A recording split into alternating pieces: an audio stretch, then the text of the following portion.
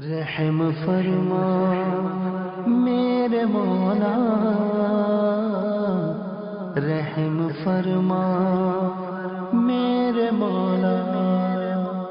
دنیا بھر میں قرآن و سنت کی تعلیمات کو عام کرنے والی عاشقان رسول کی دینی تحریک دعوت اسلامی کے امیر اہل سنت حضرت علامہ مولانا ابو بلال محمد الیاس ستار قادری رضوی ضیائی دامت برکاتہم العالیہ نے نہ صرف خود بلکہ پوری شورا، ذمہ داران اور دعوت اسلامی سے محبت کرنے والے اسلامی بھائیوں کو بھی اس کار خیر میں بڑھ چڑھ کر حصہ لینے کی ترغیب دلائی ہے۔ امیر اہل سنت کے فرمان پر لبیک کہتے ہوئے نہ صرف خود کو پیش کیا بلکہ ہر طرح سے دعوت اسلامی کا بھرپور ساتھ دیا اور اللہ پاک کے آخری نبی صلی اللہ علیہ وآلہ وسلم کی دکھیاری امت کی غم خاری و خیر خواہی کی۔ مجھے خدایا معاف کر دے، مجھے خدایا معاف کر دے۔ پاکستان کی تاریخ میں پہلی بار ایک ایسا وقت آیا کہ لاکھوں مسلمان اس وقت بے گھر ہو چکے ہیں۔ ہمارے اہل وطن، ہمارے بھائی اور ہماری بہنیں اپنی آنکھوں سے اپنے بچوں، جانوروں اور گھروں کو بہتے ہوئے دیکھ رہے ہیں اور کچھ کر بھی نہیں پا رہے۔ وہ لوگ جو دوسروں کو کھلایا کرتے تھے آج ان کے پاس کھانے کو کچھ نہیں ہے، جن کے زیر نگرانی گھر کے افراد کے ساتھ ساتھ جانور پلا کرتے تھے آج ان کے سروں پر چھت نہیں ہے۔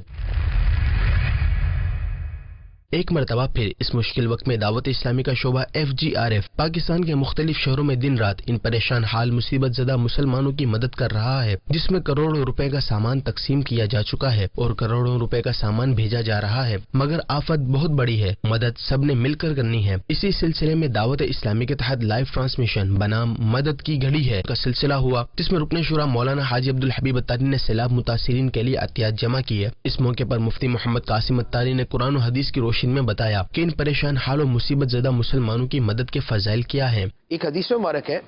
کہ کسی علاقے کے مفلوق الحال، یعنی بہت یہ جیسے یہ صورتحال ہے نا، اس طرح کے لوگ کہ جن کے پاس نہ کھانے کو نہ پہننے کو، بیچاروں نے جسٹ کسی نے تہبند باندھا ہوا، کسی نے ایک چادر پلاسٹک کی تھیلیاں اوڑھ کے بیٹھے ہوئے بتا رہے ہیں۔ ایسے لوگ نبی پاک علیہ الصلوۃ والسلام کی بارگاہ میں آئے تو صحابہ کرام فرماتے ہیں کہ سرکار دو عالم صلی اللہ علیہ وآلہ وسلم کا چہرہ مبارک کا رنگ بدل گیا، اور پھر نبی پاک علیہ الصلوۃ والسلام نے صحابہ کرام سے فرمایا کہ مدد کرو۔ تو اب کیا ہوا کہ ایک صحابی فوراً اٹھے اور وہ